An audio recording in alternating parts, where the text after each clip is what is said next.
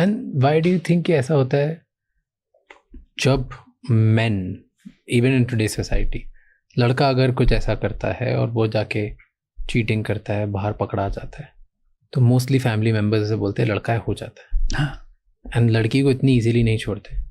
Why do we punish women more than men for the same mistake? इसके पीछे भी evolution की cycle पे जाना पड़ेगा. आपके क्वेश्चंस बाई चांस सारे वही आ रहे जो इवोल्यूशनरी साइकोलॉजी में जिसके आंसर ज़्यादा. इवोल्यूशन और सोशियोलॉजी की क्लास है ये, ठीक है. आदमी के बारे में क्यों लोग ऐसा कहते हैं, इसके पीछे एक कॉन्सेप्ट है अनडिस्प्यूटेड पैटर्निटी का. आपने एक आदमी का नाम सुना हो, कार्ल मार्क्स का. कार्ल मार्क्स के एक दोस्त थे फ्रेडरिक एंजल्स. उन्होंने इस मतलब एक कॉन्सेप्ट बहुत पुराना है पर उन्होंने इस पे लिखा. अगर आप देखें कि लोगों की फैमिली से बेसिक नीड क्या है, प्रॉपर्टी लगभग 90% से ऊपर आज भी मेल्स के हाथों में है. पर्सनल प्रॉपर्टी छोड़ के मैं बोल रहा हूँ, जो प्राइवेट प्रॉपर्टी. पर्सनल का मतलब मेरा रुमाल, मेरा चश्मा, मेरे कपड़े, है ना. प्राइवेट मतलब मेरा घर, संपत्ति, बैंक बैलेंस वगैरह. क्योंकि मेल्स बाहर काम करते रहे हमेशा, प्रॉपर्टीज उनके नाम पे होती रही. फिर लगभग सभी समाजों के सिस्टम्स में भी प्रॉपर्टी बाप से बेटे को मिलती है. हिंदुओं में ऐसा होता है, चाहे मिताक्षर मान ले चाहे दाया भाग मान ले, दो सिस्टम्स हमारे समाज में काम करते हैं. संपत्ति बेटे को मिलती है. 1955 में हिंदू सक्सेशन एक्ट आया तो उसके बाद से प्रॉपर्टी में बेटी का हिस्सा होने लगा, पर वो कागजी ज्यादा है, व्यावहारिक रूप से आज भी मिलता नहीं है. ये लगभग हर समाज में है, सिर्फ हिंदू समाज की बात नहीं है. जिंदगी भर आपने मेहनत से प्रॉपर्टी कमाई और आप चाहते हैं कि मरने से पहले अपने बेटे को प्रॉपर्टी दे के मरूं. अब यहां एक पेच है. ये गारंटी कैसी है कि जिसको मैं अपना बेटा मान रहा हूं मेरा ही बेटा है? क्या गारंटी है इस बात की? अनडिस्प्यूटेड पैटर्निटी मैं कैसे एस्टेब्लिश करूं? आज तो हो सकता है डीएनए फिंगरप्रिंटिंग से, लेकिन आज से 50 साल पहले पूरी ह्यूमन हिस्ट्री में कैसे हो सकता था? इसका एक ही तरीका था कि एक औरत ऐसी हो जिसका फिजिकल रिलेशन केवल इस आदमी से हो और इसको इतना एक्सपोजर ही ना हो कि किसी और के साथ रिलेशनशिप में जा सके. आदमी 4 जगह चला गया तो इसकी प्रॉपर्टी पे खतरा नहीं आ रहा. औरत कहीं चली गई, कहीं और प्रेग्नेंट हो गई, तो इस जिंदगी भर की मेहनत किसी और के बच्चे को देके जाएगा.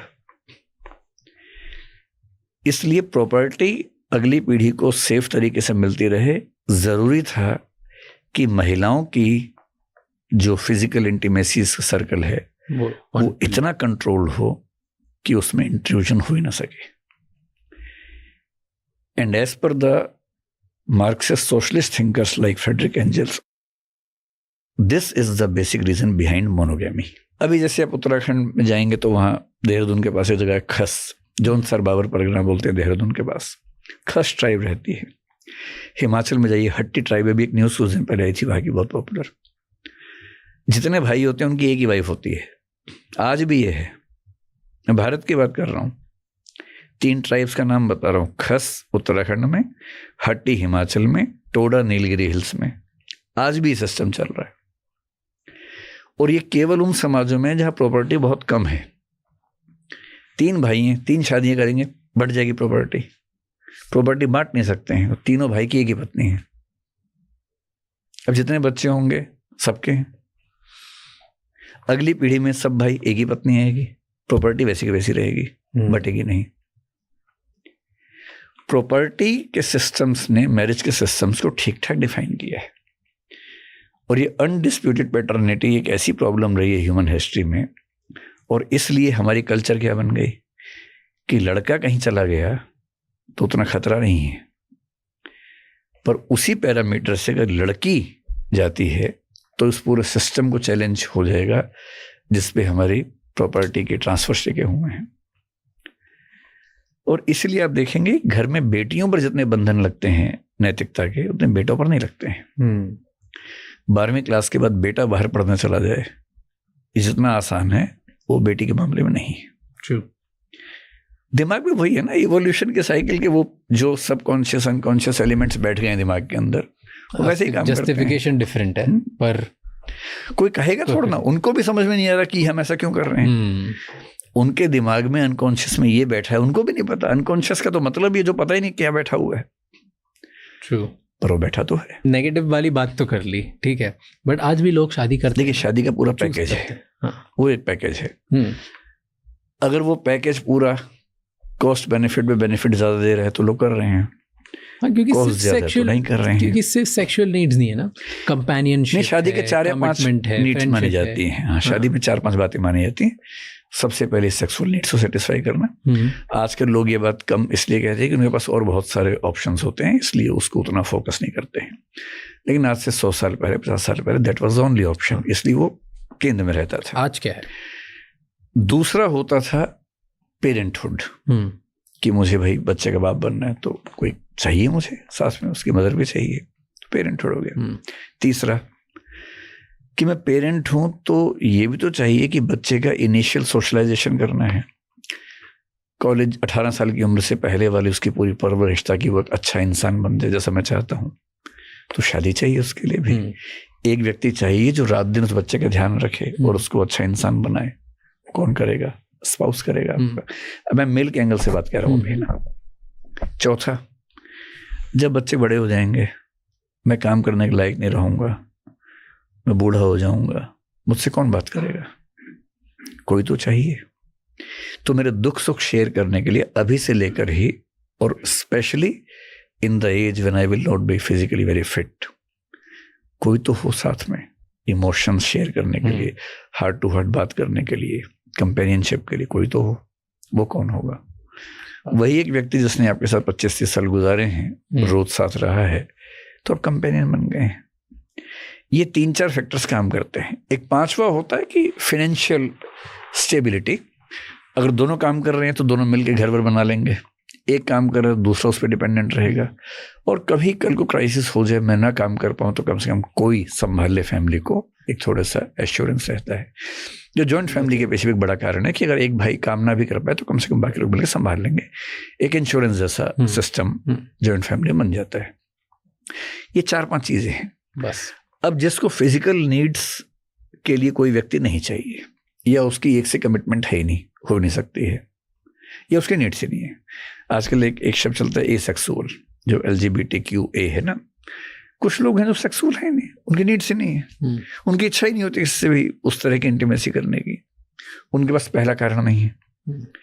जिनको पता है कि वो पॉलीएमरोज हैं, वो किसी एक के साथ टिक नहीं सकते हैं, जिंदगी पर झूठ बोलना पड़ेगा, झूठ क्यों बोलना, छोड़ो, नहीं करते, पहला रीजन नहीं है। जिसको बाप या माँ बनना ही नहीं है, एकदम क्लियर है कि नहीं बनना है, उसके पास सेकंड रीजन नहीं है। जिसको लगता है कि मैं एक व्यक्ति से दोस्ती करके नहीं चल पाऊंगा, मुझे 100 दोस्त चाहिए भाई, झुंड चाहिए पूरा मुझे, तो उसके लिए कंपेनियनशिप भी कारण नहीं है। जो लोग किसी एक के साथ रह के 10 दिन में बोर हो जाते हैं, झेल नहीं पाते उसके बाद, उनको कंपेनियनशिप काम नहीं करती है कि मैं तो बोर ही हो जाऊंगा 10 दिन में, 40 साल कौन साथ में रहेगा। जो बहुत ज्यादा एक्सट्रोवर्ट हैं, दिन भर बाहर घूमते हैं, जिनको घर में आने का मन ही नहीं करता है, वो क्यों बंधना चाहेंगे कि कोई बार बार फोन करके बोले कि कब आओगे कब आओगे, घर में रहते नहीं कभी।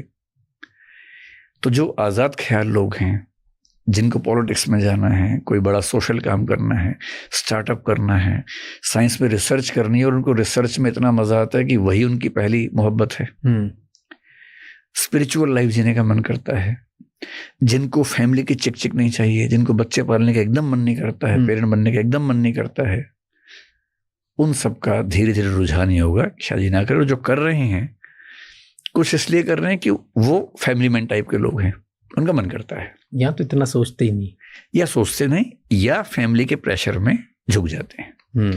क्योंकि आपके मन में आ रहा है कि मैं शादी क्यों करूं, पर पेरेंट्स को आपस में दबाव है। फूफा मौसा सब कह रहे हैं फादर को कि भाई बच्चा बड़ा हो गया, शादी कर दो, हाथ से निकल जाएगा। वो आप पे दबाव बना रहे हैं। किसी इमोशनल मोमेंट पे उन्होंने कहा कि बेटा हार्ट अटैक आ गया है, बस तुम्हें तुम्हारी पत्नी से देख के मरना चाहता हूँ, आप ऐसे में क्या करेंगे? तो बहुत सारे बच्चे अपने पेरेंट्स की खुशी के लिए अपनी जिंदगी तबाह करते हैं, और ये जनरेशनल तरीके से चलता है। तो बहुत सारी शादियां ऐसी भी हैं जहां बच्चे नहीं चाहते शादी करना, मतलब उस इंडिविजुअल के साथ नहीं, वो चाहते ही नहीं, सिर्फ इसलिए कि भाई अब पेरेंट्स ने ऐसी बात बोल दी है, ऐसा इमोशनली ब्लैकमेल किया कि अब क्या करें। आपने क्यों करी शादी?